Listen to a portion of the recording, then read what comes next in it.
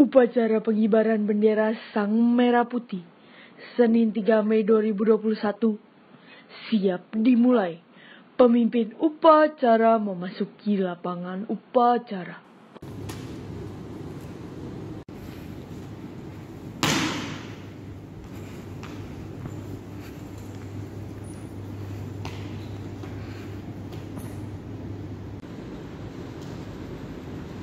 Barisan disiapkan. Gurunya, pimpinan, saya ambil alih. Siap, gerak.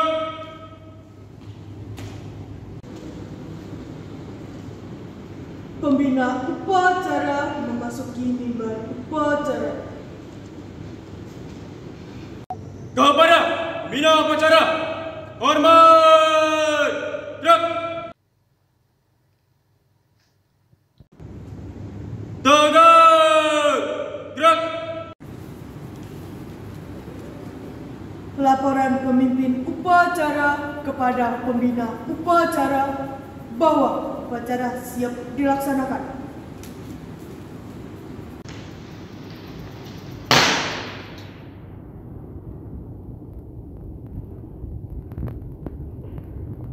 Lapor.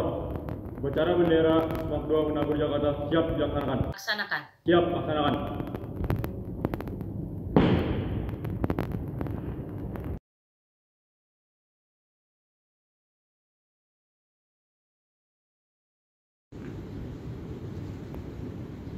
Pengibaran bendera merah putih diiringi lagu Indonesia Raya dinyanyikan oleh seluruh peserta upacara.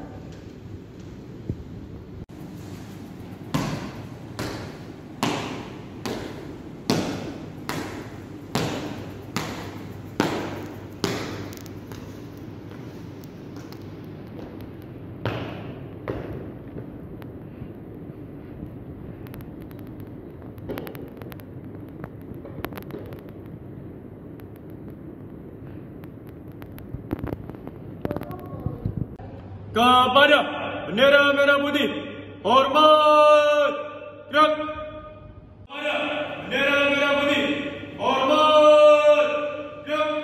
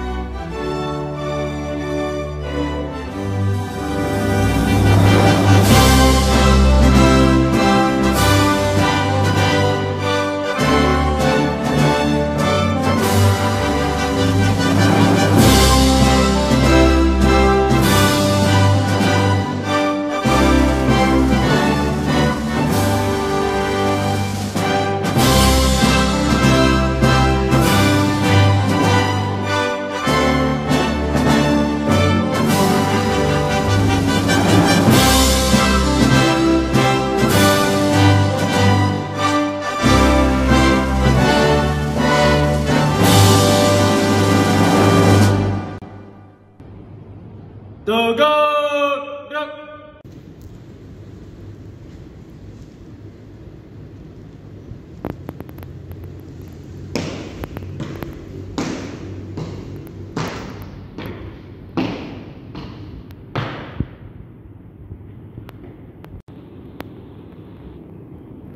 Mengeningkan cipta dipimpin oleh pembina upacara. Tentang jasa para pahlawan, terutama pahlawan pendidikan, kita akan mengeningkan cipta. Mengeningkan cipta mulai.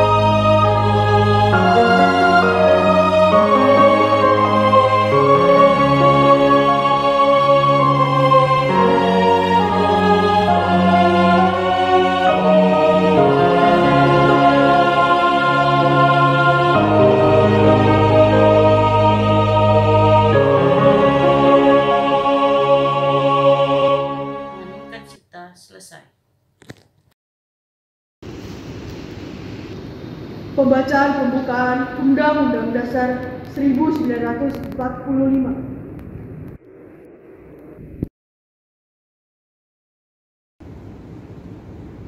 Undang-Undang Dasar Negara Republik Indonesia tahun 1945. Pembukaan bahwa sesungguhnya kemerdekaan itu ialah hak segala bangsa, dan oleh sebab itu maka penjajahan di atas dunia harus dihapuskan karena tidak sesuai dengan peri kemanusiaan dan peri keadilan. Dan perjuangan pergerakan kemerdekaan Indonesia telah sampailah kepada saat yang berbahagia dengan selamat sautasa mengantarkan rakyat Indonesia ke depan pintu gerbang kemerdekaan negara Indonesia yang merdeka, bersatu, berdaulat, adil dan makmur atas berkat rahmat Allah yang Maha Kuasa, dan dengan didorongkan oleh keinginan luhur supaya berkehidupan kebangsaan yang bebas, maka rakyat Indonesia menyatakan dengan ini kemerdekaannya. Kemudian daripada itu, untuk membentuk suatu pemerintah negara Indonesia yang melindungi segenap bangsa Indonesia dan seluruh tumpah darah Indonesia, dan untuk memajukan kesejahteraan umum, mencerdaskan kehidupan bangsa, dan ikut melaksanakan ketertiban dunia yang berdasarkan kemerdekaan, perdamaian abadi, dan keadilan sosial. Maka disusunlah kemerdekaan kebangsaan itu dalam suatu undang-undang dasar negara Indonesia yang terbentuk dalam susunan negara Republik Indonesia yang berkedaulatan dengan berdasar kepada ketuhanan yang Maha Esa, kemanusiaan yang adil dan beradab, persatuan Indonesia, dan kerakyatan yang dipimpin oleh hikmat kebijaksanaan dalam permusyawaratan perwakilan, serta dengan mewujudkan suatu keadilan sosial bagi seluruh rakyat Indonesia.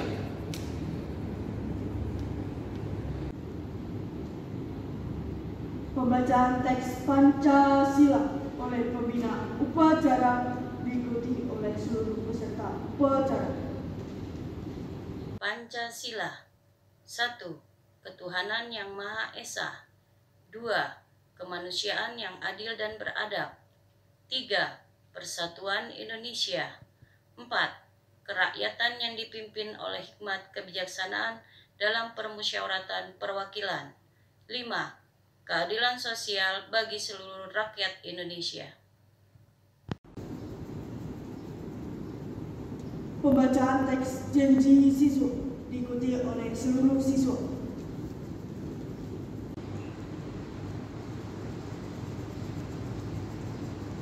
Janji siswa. 1. Takwa terhadap Tuhan Yang Maha Esa, abdi terhadap tanah air dan bangsa, setia kepada Pancasila dan Undang-Undang Dasar 1945. 2. Adab terhadap orang tua, hormat terhadap guru, serta menjunjung tinggi derajat dan martabat sekolah. 3. Belajar dengan sungguh-sungguh sebagai bekal masa depan bangsa. 4. Berprestasi dalam rangka mengisi kemerdekaan. 5. Menjadi warga masyarakat DKI Jakarta yang baik. dan pemuda Indonesia yang bertanggung jawab.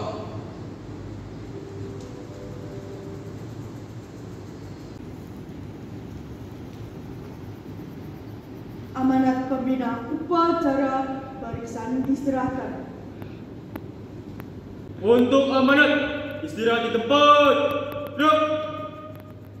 Terhormat Kepala Semak 2 BPK Penabur Jakarta, Bapak Chris Arthur Liam, beserta jajaran struktural yang saya kasihi, Bapak, Ibu guru dan rekan-rekan sekerja, serta siswa-siswi Semak 2 yang saya sayangi dan banggakan. Selamat pagi semuanya. Semoga kita dalam keadaan sehat dan bahagia selalu. Dalam amanat upacara hari ini, saya akan menyampaikan tema tentang bahaya konsumsi nafsa. Seperti yang sudah kalian ketahui, nafsa yang dalam kehidupan sehari-hari kita kenal dengan nama narkoba sebenarnya adalah obat kedokteran yang diperlukan untuk pengobatan. Tetapi berbeda dengan obat jenis lain. Penggunaan nafsa harus dilakukan dengan hati-hati dan harus di bawah pengawasan dokter.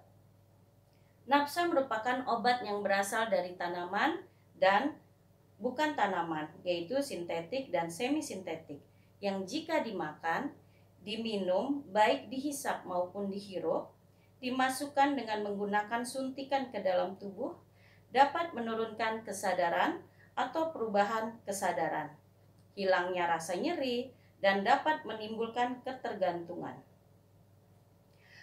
Akhir-akhir ini terjadi penyalahgunaan obat jenis nafsa. Banyak obat jenis nafsa yang beredar di pasaran. Misalnya ganja, sabu-sabu, ekstasi, dan pil koplo.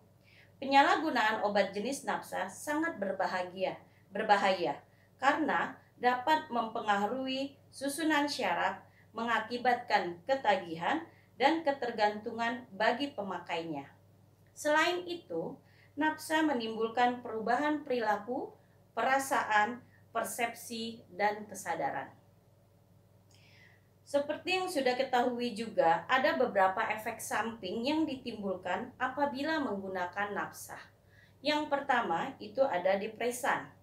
Depresan yaitu menekannya sistem syaraf pusat dan mengurangi aktivitas fungsional tubuh, sehingga pemakai merasa tenang, bahkan bisa menimbulkan tertidur dan tidak sadarkan diri. Apabila menggunakan yang berlebihan, bisa menyebabkan kematian. Kemudian yang kedua, sebagai stimulan. Stimulan ini merangsang fungsi tubuh dan meningkatkan kegairahan serta kesadaran.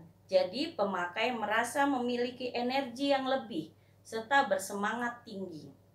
Kemudian yang ketiga, halusinogen. Efek utama dari halusinogen adalah mengubah daya persepsi atau mengakibatkan halusinasi yang berlebihan.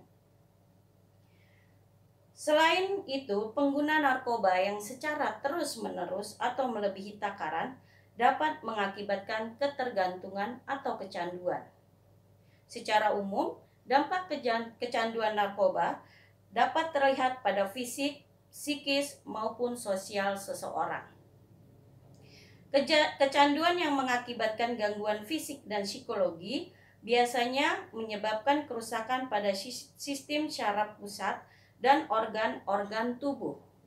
Dampak fisik pada sistem syaraf pusat dapat berupa gangguan seperti kejang-kejang, halusinasi, gangguan kesadaran, dan kerusakan syaraf. Dampak pada organ tubuh contohnya pada jantung dan pembuluh darah dapat menimbulkan infeksi akut pada otot jantung dan gangguan peredaran darah. Pada kulit dapat menyebabkan abses, alergi, dan eksim. Sedangkan pada paru-paru dapat menyebabkan penekanan fungsi pernapasan, kesukaran bernafas, pengerasan jaringan paru-paru. Dan dampak terhadap kesehatan reproduksi adalah gangguan pada sistem endokrin, seperti menurunnya fungsi hormon, reproduksi, serta gangguan fungsi seksual.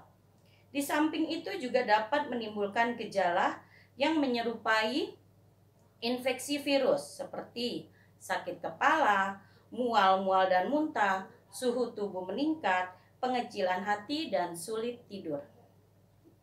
Selain dampak fisik, penyalahgunaan narkotika juga mengakibatkan dampak psikis dan sosial, di mana semua berhubungan erat. Ketergantungan fisik akan mengakibatkan rasa sakit yang luar biasa atau biasa yang disebut dengan sakau apabila tidak mengkonsumsi obat pada waktunya. Dan dorongan psikologi berupa keinginan yang sangat kuat untuk mengkonsumsinya kembali. Gejala fisik dan psikologi berkaitan juga dengan gejala sosial, seperti dorongan untuk membohongi orang tua, marah, mencuri, manipulatif, dan lain sebagainya. Masalah menjadi lebih gawat lagi apabila pengguna narkoba tersebut terjangkit virus HIV/AIDS, karena pemakai dapat menularkan HIV/AIDS-nya melalui jarum suntik yang digunakan secara bersamaan. Remaja merupakan kelompok terbesar yang menyalahgunakan zat-zat tersebut. Kehilangan remaja sama dengan kehilangan sumber daya manusia bagi suatu bangsa. Pencegahan penyalahgunaan zat adiktif dan psikotropika ini dapat ditanggulangi dengan peran serta antara keluarga, masyarakat, dan pemerintah. Di setiap anggota keluarga harus saling menjaga dan saling menyayangi, agar jangan sampai ada anggota keluarga yang terlibat dalam penyalahgunaan zat adiktif dan psikotropika ini.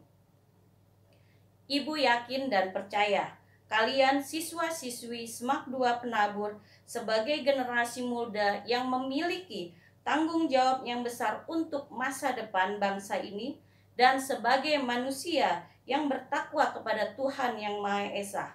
Karena hanya dengan ketakwaan kalian kepada Tuhan, inilah yang akan menjadi perisai ampuh untuk membentengi kalian dari penyalahgunaan obat-obatan terlarang dan pengaruh buruk yang mungkin datang dari luar di lingkungan rumah.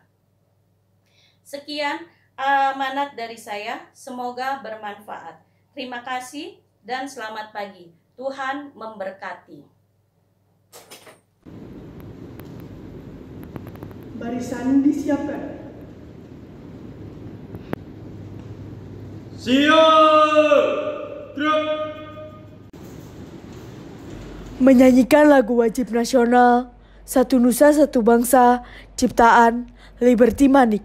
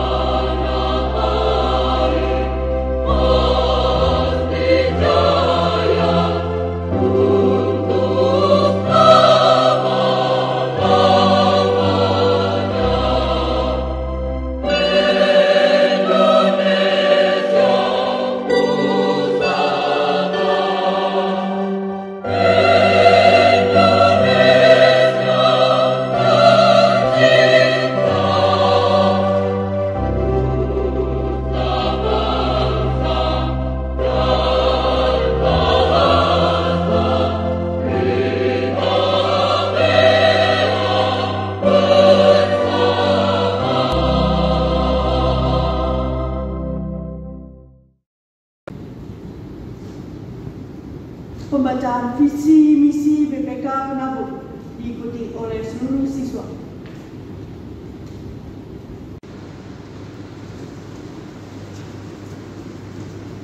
Visi misi BPK Penabur.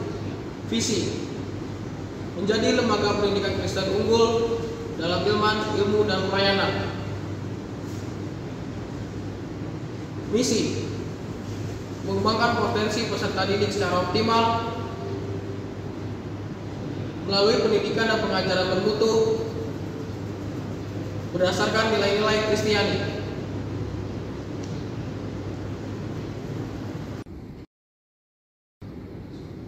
menyanyikan lagu Mars BPK Penabur.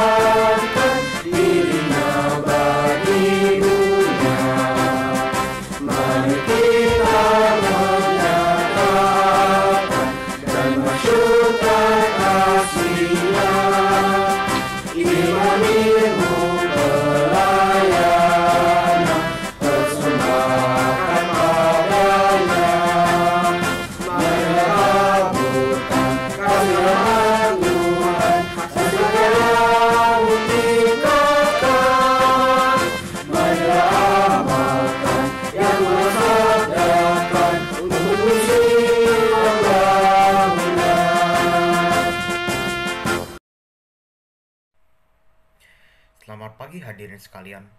Puji syukur kita berikan kepada Tuhan Yang Maha Esa. Kita dapat hadir di upacara kali ini. Hari ini saya akan menyampaikan sepatah dua kata tentang bahayanya nafza bagi masa depan kita semua. Seperti yang kita tahu, nafza merupakan singkatan dari narkotika, psikotropika, dan zat adiktif, yang berarti obat-obatan terlarang yang diedarkan secara ilegal. Hal ini sangat berbahaya karena dapat merusak tubuh dan mental, sehingga dapat menghancurkan masa depan kita. Banyak orang telah terhasut dan terjerat oleh kesenangan terlarang ini. Walaupun aparat hukum telah bergerak untuk menangkap pelaku di balik pelanggaran ini, tetap saja tidak mampu untuk menghadang jaringan kriminalisme yang mungkin saja sudah berakar di masyarakat sekarang. Kita sebagai murid-murid penabur yang memiliki jiwa nasionalisme yang tinggi harus menolak, melawan, dan mencegah agar keabnormalan ini dapat kita atasi dari orang-orang di sekitar kita. Ada banyak cara untuk mencegah nafza agar tidak masuk ke lingkungan kita, seperti menggelar seminar, poster anti nafza, dan selengkapnya. Gunakan kreativitas kalian untuk melawan nafza. Sekian dari pidato saya. Mohon maaf jika ada salah ucapan dan tutur kata. Saya undur diri. Terima kasih. Renungan dan doa.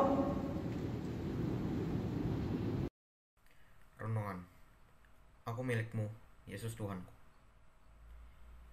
Seorang penulis himne legendaris berdiskusi dengan seorang komposer handal. Mereka berdua hanyut dalam percakapan yang mendalam mengenai kasih Allah. Mereka adalah Fanny G. Crosby dan William Howard Down.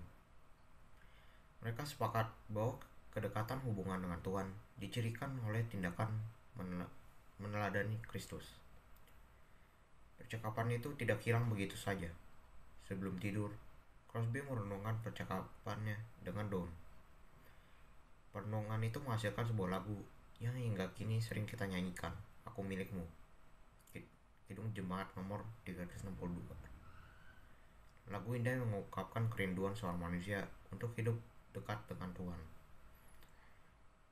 Paulus mengingatkan orang-orang di Galatia akan berbagai ajaran sesat yang dapat membuat mereka mengalami kemerosotan moral. Ajaran sesat itu dapat mendorong jemaat hidup dalam keinginan daging seperti percabulan, kecemaran, hawa nafsu, penyembahan berhala, sihir, perseteruan, perselisihan, dan lain-lain. Karena itu, Paulus mengingatkan identitas jemaat adalah murid Kristus. Mereka harus menyadari diri sendiri sebagai milik Kristus dan menjaga kekudusan hidup mereka sebagai milik Kristus. Dengan menghayati identitas diri sebagai milik Kristus, kita akan dimampukan untuk menyalipkan segala keinginan daging. Kita adalah umat yang sudah ditebus dan diselamatkan oleh Yesus. Kita bukan lagi budak dosa. Kita adalah milik Yesus. Kita hidup bagi Yesus. Teman-teman, mari kita berdoa. Ya Tuhan, terima kasih atas berkat-Mu dari awal upacara hingga sekarang. Ya Tuhan, sekarang kami akan mulai PJJ. Tolong berkati guru-guru dan siswa agar dapat melanjutkan PJJ dengan baik. Dalam nama Tuhan Yesus kami berdoa. Amin. Laporan pemimpin upacara kepada pembina upacara bahwa upacara telah selesai dilaksanakan.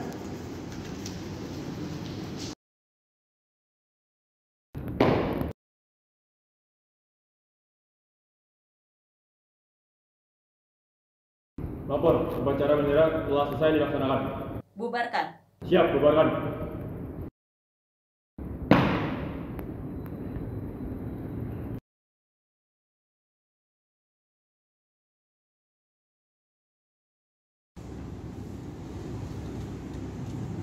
Penghormatan kepada pembina upacara dipimpin oleh pemimpin upacara. Kepada pembina upacara, hormat! Gerak! Tegak! Gerak! Pembina upacara berkenan meninggalkan mimbar upacara.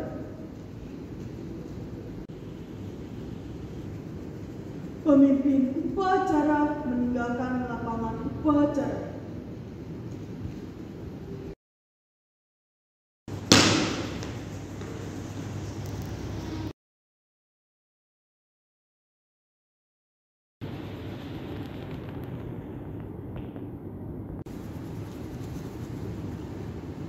Upacara telah selesai dilaksanakan. Barisan dibubarkan. Tanpa penghormatan, bubar, jalan. Skibra, stop!